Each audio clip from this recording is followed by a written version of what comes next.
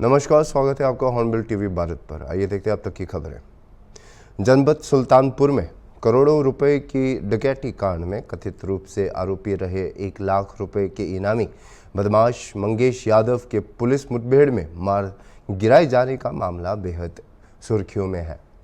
हर party इस encounter पर सवाल उठा रही है और खासकर समाजवादी पार्टी इस मामले को लेकर योगी सरकार पर लगातार हमलावर है।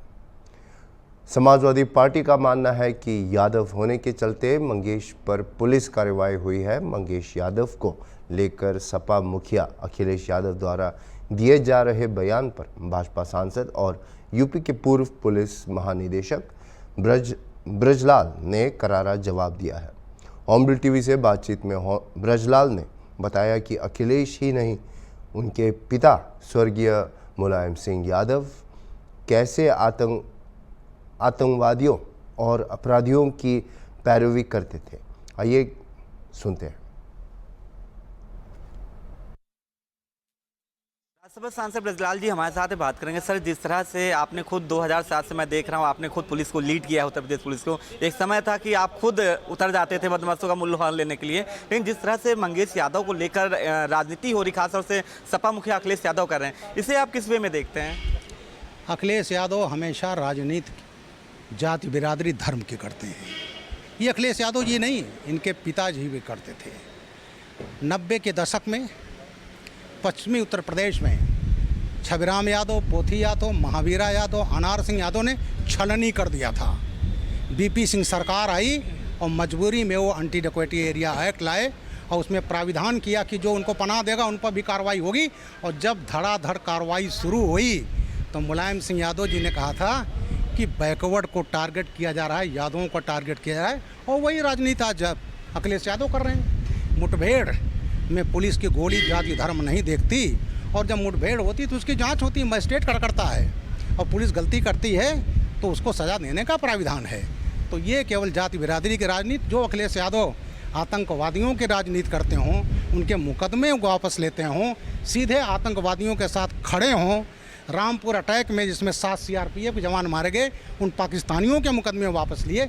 ऐसे आदमियों से ये उम्मीद बिल्कुल की जा सकती है, जब आतंकवादियों के साथ खड़े हैं तो अपराधियों के साथ भी खड़े हैं। इस तरह से हर घटना के बाद अखिलेश यादव जी कहते हैं, उनका फेवर करते हैं, समर्थन करते हैं। उनका एक डेलीगेशन भी गया था, जौनपुर में गया था। और ख़ासतौर से जिस तरह से ये हर अपराधी की कार्रवाई जब पुलिस करती है, क्या पुलिस का मनोबल इससे गिरेगा नहीं? खुद क्योंकि आप खुद पुलिस को कमांड कर चुके हैं, यूपी पुलिस को, तो एक बार बार इस तरह की बयानबाजी करना कितना मनोबल गिराएगा पुलिस के जवानों का? बिल्कुल, ये इस टाइप के बयानबाजी मनोबल गिराता, और ख़ासकर उस व्यक्ति से जो खुद इस प्रदेश का मुख्यमंत्री रह चुका है, मुख्यमंत्री के साथ गृह मंत्री भी रह चुका है। तो ये तो समाजवादी पार्टी में जितने बड़े माफिया, चाहे अतीक अहमद हो, चाहे मुख्तार अंसारी हो, चाहे विजय मिश्रा हो, चाहे डीपी यादव हो, जितने बड़े बड़े अपराधी रहे, फूलन देवी हो जिसको मुलायम सिंह ने 2 बार सांसद बनाया, जिसने 22 राजपूतों की हत्या की थी बम्बई कांड में, तो ये तो हमेशा उसके साथ खड़े हैं। मुख्तार अंसारी जिसको कई केसेज में सज़ा हो चुकी थी, बाकी सज़ा होने वाली थी, जब अपनी मौत मरा तो उसके घर गए थे सिजदा करने। तो ये तो हमेशा आतंकवादियों के साथ खड़े हैं, अपराधियों के साथ खड़े हैं। तो अखिलेश यादव से और क्या उम्मीद की जा सकती है? और इस तरह के बयानबाजी से वे पुलिस का मनोबल गिरा रहे हैं, जो असहनीय है। मैं निंदा करता हूँ। जाहिर सी बात है, यानी कि कोई भी अपराधी हो, जैसे मुख्यमंत्री योगी आदित्यनाथ भी कहते हैं, कोई भी अपराधी हो या किसी भी तरह का अपराध करता है उसको बख्शा नहीं जाएगा। यही कुछ आप भी कह रहे हैं, चाहे सपा मुखिया चाहे जितने भी आरोप लगाएं, लेकिन जो अपराधी होगा उसको बख्शा नहीं जाएगा। बिल्कुल बख्शा नहीं जाएगा। और मैं भी जब डीजी रहा हूँ, मैंने तो 37.5 बरस वर्दी पहनी है। तो अगर कोई अपराधी गोली चलाता है तो हम गोली का जवाब गोली से देते हैं, और वही नीति जो है योगी आदित्यनाथ की है। 2007 से 12 के बीच में आप भी एक लोहा लेने के लिए, खतरनाक था वो जो गुर्जर था, आप खुद चले गए, तो वहाँ पे 3 दिन का जब ऑपरेशन चल रहा था। बिल्कुल, वो घटना थी 17-18 जून 2009। हमारे 4 जवान मारे गए थे, इंस्पेक्टर बैनी माधो सिंह, कांस्टेबल समीम, कांस्टेबल इकबालुद्दीन और कांस्टेबल बीर सिंह। मैं एडीजी लॉ एंड ऑर्डर था। और उसके बाद जब हमारे जवान मारे गए, लोग हतोत्साहित हो गए, आईजी डीआईजी घायल हो गए ग्रेनेड अटैक में, तो मैंने खुद AK-47 उठाई थी, और वो हमारी फोर्स डिमोरलाइज थी, आधा किलोमीटर दूर खड़ी थी, और मैं अपने मुट्ठी भर जवानों को लेकर गोली चला रहा था। टीवी पर लाइव हुआ था, तो मैंने तो वो खुद किया है। तो अखिलेश यादव जब ऐसा बयान देते हैं तो कष्ट होता है कि अपराधियों के साथ आप खड़े होकर पुलिस का मनोबल गिरा रहे हैं। जाहिर सी बात है, आप डायनामिक पर्सन हैं। ब्रजलाल जी उत्तर प्रदेश के मुखिया रह चुके हैं पुलिस विभाग के, और जिस अभी वर्तमान में राज्यसभा सांसद हैं, जो कि पुलिस का अगर मनोबल गिरता है तो कितना दुखदायी कष्टदायी होता है उन्होंने आपको बताया। जब पुलिस का मनोबल गिरा था तो एक घटना का जिक्र किया, वो खुद हथियार लेके लोहा लेने चले गए थे जो वहाँ पर मौजूद थे। और आज की बात अगर सपा मुखिया जिस तरह से बयान दे रहे हैं वो बहुत ही कष्टदायी, खासतौर से पुलिस पे। लेकिन एक बात साफ कर दी है, अपराधी कोई भी हो, किसी भी जाति का हो, किसी भी धर्म का हो, किसी भी पार्टी का हो, राजनीतिक पार्टी हो, वो बख्शा नहीं जाएगा। वीडियो जर्नलिस्ट अनिल सैनी के साथ अनूप चौधरी, हॉर्नबिल टीवी। सूबे के जनपद बहराइच में आतंक का सबब बने भेड़ियों में एक भेड़िए को रेस्क्यू टीम ने काफ़ी जदोजहद के बाद पकड़ ही लिया। आदमखोर भेड़िए के पकड़े जाने से प्रभावित लोगों को बड़ी राहत मिली है। हालांकि एक खूंखार भेड़िया अभी भी रेस्क्यू टीम के पकड़ से दूर है। बताया जा रहा है कि उसको भी जल्द पकड़ लिया जाएगा।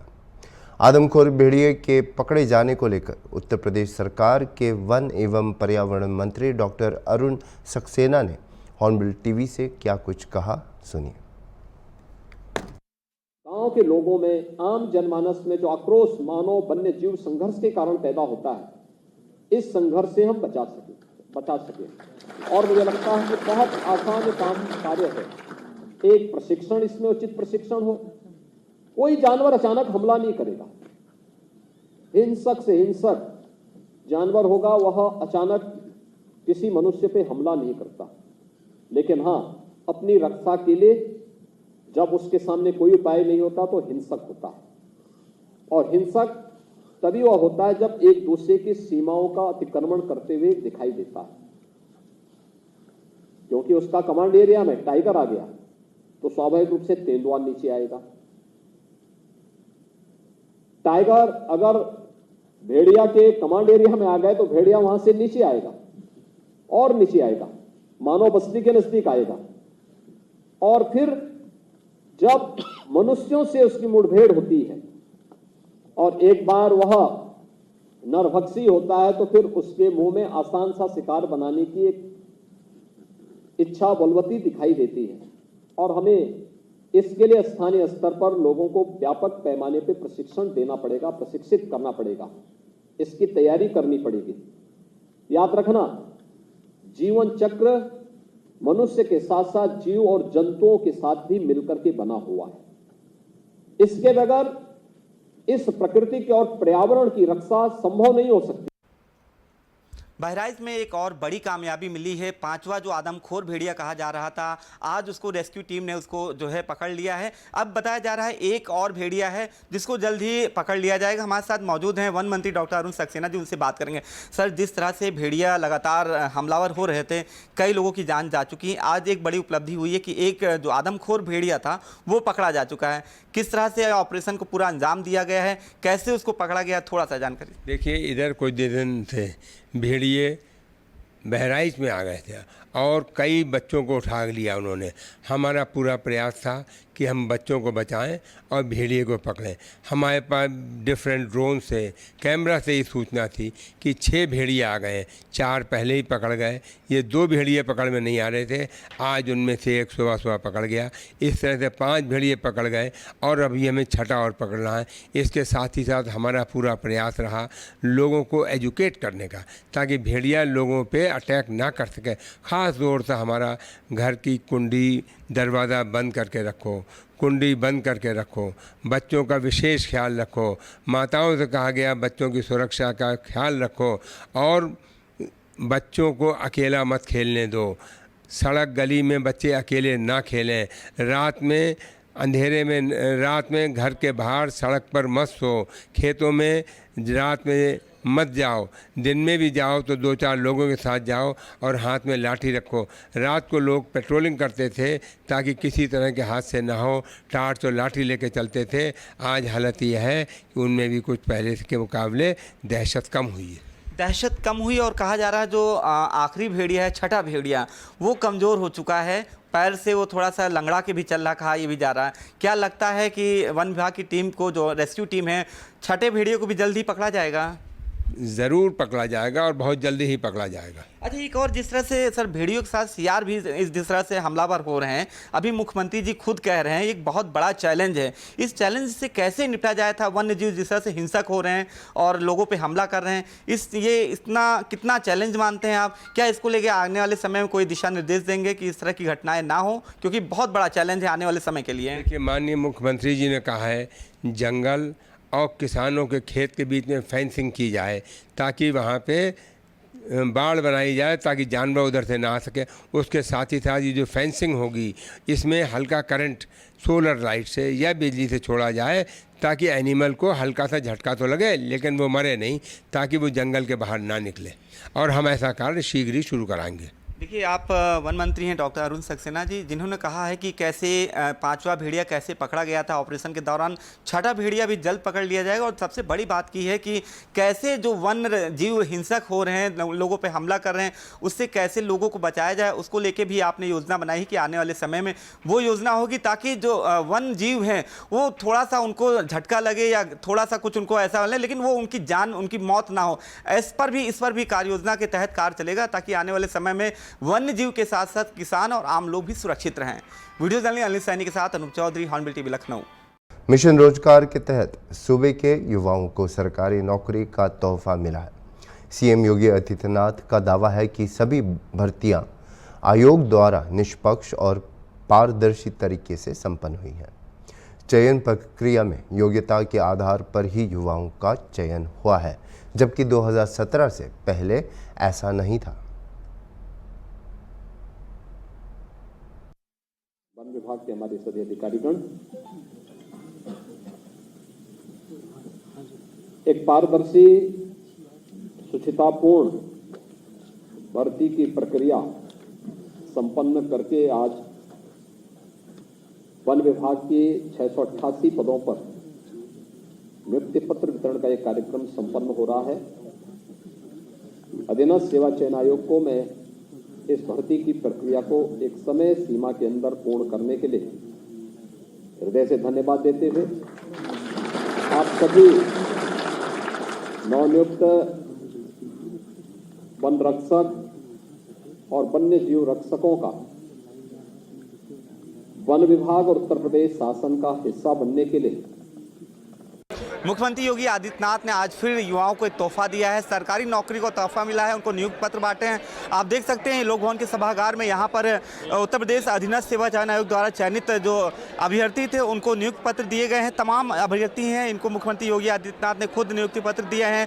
वन विभाग में भी नियुक्तियाँ हुई हैं जिनको मुख्यमंत्री योगी आदित्यनाथ ने नियुक्ति पत्र दिए हैं। हमारे साथ मौजूद हैं कैंडिडेट, उनसे बात करेंगे। जिस तरह से मुख्यमंत्री कहते हैं निष्पक्ष और पारदर्शी तरीके से भर्तियाँ हुई हैं, उसी का नतीजा है कि आज लोगों जो है नियुक्ति पत्र मिले हैं। हमारे साथ मौजूद, उनसे बात करेंगे। क्या नाम है आपका? पहले तो अंकित कुमार नाम है सर मेरा। अंकित जी, जिस तरह से मुख्यमंत्री योगी आदित्यनाथ कह रहे थे निष्पक्ष और पारदर्शी तरीके से भर्तियां हुई हैं, योग्यता के आधार पर भर्तियां हुई हैं, क्या निष्पक्ष? बिल्कुल निष्पक्ष पारदर्शी भर्ती हुई है और ये 2019 की भर्ती थी जो 2024 में कंप्लीट हुई है। ठीक है, और भी कैंडिडेट हैं, उनसे बात करेंगे। क्या नाम है? अंजनी कुमार यादव। अंजनी कुमार यादव। अंजनी कुमार यादव जी हैं। आप यादव समाज से हैं और यादव समाज को लेकर कितनी राजनीति चल रही है, लेकिन फिर भी जो भर्तियां हो रही वाकई में योग्यता को मानक जो योग्यता है उसी के आधार पर भर्ती हो रही निष्पक्ष और पारदर्शी तरीके से। क्या कहना चाहेंगे, क्योंकि आज मुख्यमंत्री योगी आदित्यनाथ द्वारा आप खुद नियुक्ति पत्र पाए हैं, कैसा लग रहा है कि एक सीएम आपको नियुक्ति पत्र दे रहा है? बहुत अच्छा लग रहा है, बहुत अच्छा लग रहा है। बहुत पारदर्शी तरीके से हुई है नियुक्ति। क्या नाम है आपका? मेरा नाम कपिल कुमार है। कपिल कुमार। कैसे यूपी के विकास में अपना योगदान देंगे, क्योंकि मुख्यमंत्री योगी कह रहे थे जिस तरह से निष्पक्ष और पारदर्शी तरीके से आपको नियुक्तियां मिली हैं, उनकी भी उम्मीदें हैं आपसे, अपेक्षाएं, कैसे उन उम्मीदों पे खरा उतरेंगे? हम भी निष्पक्षता के साथ मतलब अपने निर्वहन करेंगे जॉब का, ईमानदारी के साथ, मतलब किसी भी रिश्वत नहीं लेंगे और अपने ईमानदारी के साथ अपनी जॉब करेंगे।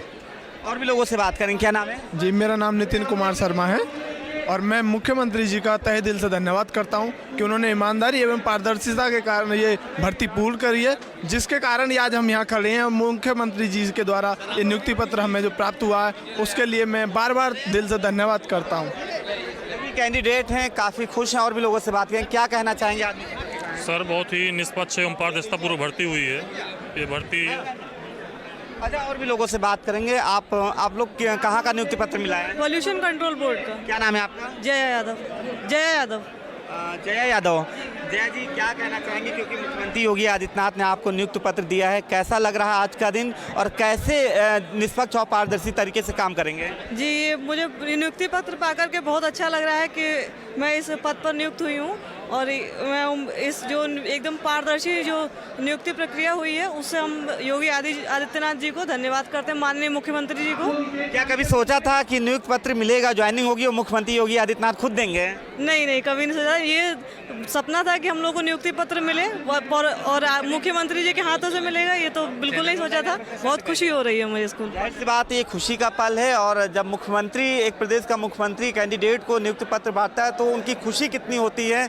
ज्वाइनिंग की तो खुशी होती है, लेकिन मुख्यमंत्री योगी आदित्यनाथ बांट रहे हैं उसकी खुशी जो है दोगुना हो जाती है। और भी लोगों से बात करेंगे। अभी आप, क्या नाम है? मेरा नाम भानु यादव है, मैं अलीगढ़ से बिलोंग करता हूँ। बहुत ही यादवों को बहुत नियुक्ति मिली है, क्योंकि यादवों को तो लेके बड़ी राजनीति चल रही है। क्या कहना चाहेंगे, वाकई में निष्पक्ष और पारदर्शी तरीके से हो रही योग्यता? क्योंकि मुख्यमंत्री जी कहते हैं जो योग्यता है 2017 से पहले, आप भी सुन रहे थे, 2017 से पहले उन्होंने कहा क्या होता था, नौकरियों में बोली लगती थी। क्या वाकई में 2017 के बाद से माहौल बदला है? बिल्कुल बदला है सर, आप सबको तुरंत नौकरी मिल रही है और मतलब ये भर्ती, इसका नियुक्ति पत्र मात्र 10 दिनों में मिल गया है, नहीं तो पहले 1-2 साल लगता था नियुक्ति पत्र मिलने में। बात है, पहले सालों का साल समय लग जाता था नियुक्ति पत्र मिलने में, लेकिन जैसा कि उन्होंने बताया 10 दिन के अंदर इनकी नियुक्ति मिली। और भी लोगों से बात करें। क्या नाम है?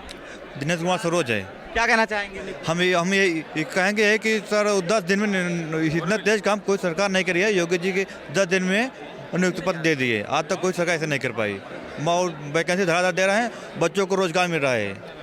2017 के बाद जाहिर सी बात है, जैसा आप लोग बता रहे हैं, 2017 के बाद माहौल बदला है और उसी का नतीजा है कि आप युवा हैं, उनको नियुक्ति पत्र मिले हैं। और भी लोग जी क्या कहना चाहिए? सर दीपक कुमार नाम है सर।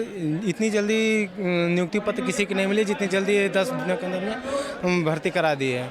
इससे पहले कोई भी जो वैकेंसी हुई है, इससे पहले इतनी जल्दी नहीं हुई है। और भी कैंडिडेट हैं। क्या नाम है? सर अनिल कुमार पटेल मेरा नाम है और नियुक्ति पत्र पा के मैं बहुत खुश हूँ। और योगी जी 10 दिन के अंदर ये नियुक्ति पत्र रिजल्ट आने के बाद, फाइनल रिजल्ट आने के बाद 10 दिन के बाद ज्वाइनिंग हो गई है। ये मुझे बहुत खुशी है। जाहिर सी बात एक खुशी का पल है, और जिस तरह से कैंडिडेट अपने एक्सपीरियंस को शेयर कर रहे थे वो वाकई में बहुत ही अच्छा लग रहा था। जैसा उन्होंने कहा कि 10 दिन के अंदर उनको नियुक्ति पत्र मिली है और पूरी तरह से ट्रांसपेरेंसी तरीके से हुई है, योग्यता के आधार पर सबको नियुक्ति मिली है। और भी लोगों से बात करें। क्या नाम है? सर मेरा नाम अतुल स्वामी, मैं मेरठ से हूँ। सबसे बड़ी खुशी इसी बात की है कि भर्ती बहुत ही पारदर्शिता के साथ हुई है। भर्ती पूरी होने में थोड़ा समय ज़रूर लगा है, लेकिन हुई बहुत पारदर्शिता के साथ है। और जो वन विभाग की ने बड़ी ही जल्दी हमें नियुक्ति दे दी है, मात्र 10 दिन के अंदर ही उन्होंने भी मतलब बड़ी जल्दी से कार्य किया है। जाहिर सी बात है, आप कह रहे हैं ट्रांसपेरेंसी तरीके से हुई है, कोई किसी तरह का पक्षपात नहीं हुआ। जैसा आप कह रहे हैं योग्यता के आधार पर ही नौकरी मिली है, जैसा कि मुख्यमंत्री भी योगी आदित्यनाथ जी कह रहे थे। यूपी के विकास में अपना योगदान कैसे देंगे, क्योंकि सरकार की भी आपसे अपेक्षाएं होती हैं, कैसे काम करेंगे इस निष्पक्ष और पारदर्शी तरीके से ताकि यूपी के विकास में आपका भी योगदान हो? क्योंकि हम भी निष्पक्ष तरीके से चुनकर आए हैं, तो अब हमारा भी दायित्व बनता है कि हम भी पूरा कार्य ईमानदारी के साथ करेंगे। जैसा कि जो मुख्यमंत्री जी ने बताया था कि जलवायु कैसे परिवर्तन हो रहा है, उसके लिए हम बहुत ही अच्छे से कार्य करेंगे। जो भी हमारा दायित्व होगा, हम ज़्यादा से ज़्यादा पेड़ लगाएंगे और जो अवैध कटान होता है उसको रोकेंगे। बाकी हमारी अभी ट्रेनिंग होएगी, अभी आने वाले समय में तो हमें और ज़्यादा चीज़ें सिखाई जाएगी।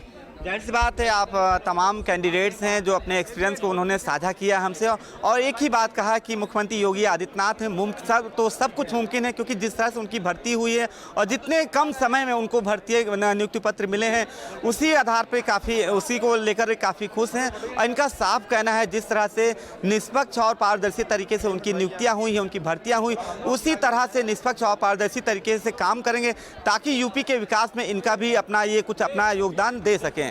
वीडियो जर्नलिस्ट अनिल सैनी के साथ Anoop Chaudhary, Hornbill TV, Lucknow.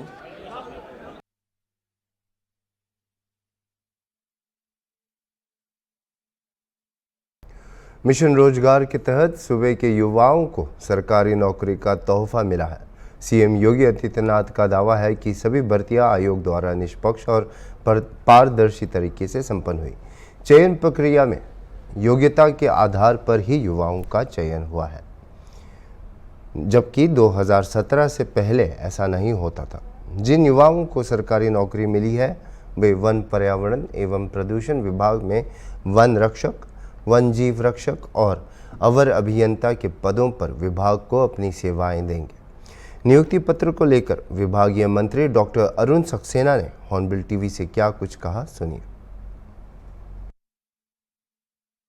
Mission Rozgar के तहत आज युवाओं को सरकारी नौकरी का तोहफा मिला है। हमारे साथ मौजूद हैं वन मंत्री डॉक्टर अरुण सक्सेना जी, उनसे बात करेंगे। सर, आज आपके विभाग में युवाओं को सरकारी नौकरी दी गई है, कितनी नौकरी दी गई हैं और इसे आप कितना सही मानते? क्योंकि 2017 से पहले मुख्यमंत्री योगी आदित्यनाथ जी कह रहे थे कि 2017 से पहले जब नौकरियां निकलती थी तो बोली लगती थी, उस समय योग्यता को आधार नहीं माना जाता था, जितना ज़्यादा पैसा जाता था उससे उतनी नौकरी मिलती थी। देखिए, आज हमारे यहाँ 647 वन रक्षक एवं 41 अवर अभियंताओं को नियुक्त किया गया है और ये उन्हें जो नौकरी पे दी गई है पूरी पारदर्शिता के साथ, उनकी काबिलियत के हिसाब से दी गई है और इसमें सब काम बड़ा ईमानदारी से हुआ है। और इससे पहले ये काम इस तरह से नहीं होता था जिस तरह से इस बार हुआ। इस बार गरीब आदमी भी नौकरी पा सका और वो भी नौकरी पा सका जिस पे और कोई तरीका नहीं था नौकरी पाने का।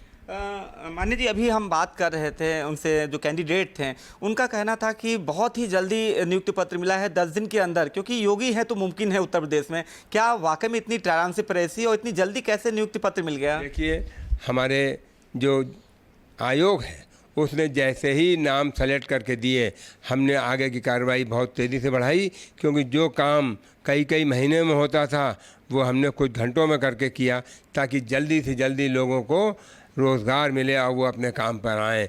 और ये सबसे बड़ी बात ये है, ये पूरा काम बहुत ही पारदर्शिता से, बहुत ही ईमानदारी से आयोग ने किया है। कितनी बड़ी उपलब्धि मानते हैं आप, जो क्योंकि आज युवाओं को सरकारी नौकरी का तोहफा मिला है, कितनी बड़ी उपलब्धि है? खासतौर से आपके विभाग में ही नौकरियां दी गई हैं, इसे कितनी बड़ी उपलब्धि मानते हैं? और दूसरा ये है कि जो कैंडिडेट्स को आज ज्वाइनिंग लेटर मिला है, नियुक्ति पत्र दिए हैं आप लोगों ने, उनसे क्या अपेक्षाएँ रखते हैं, उनसे क्या उम्मीदें हैं और उनके लिए क्या अपील करना चाहेंगे?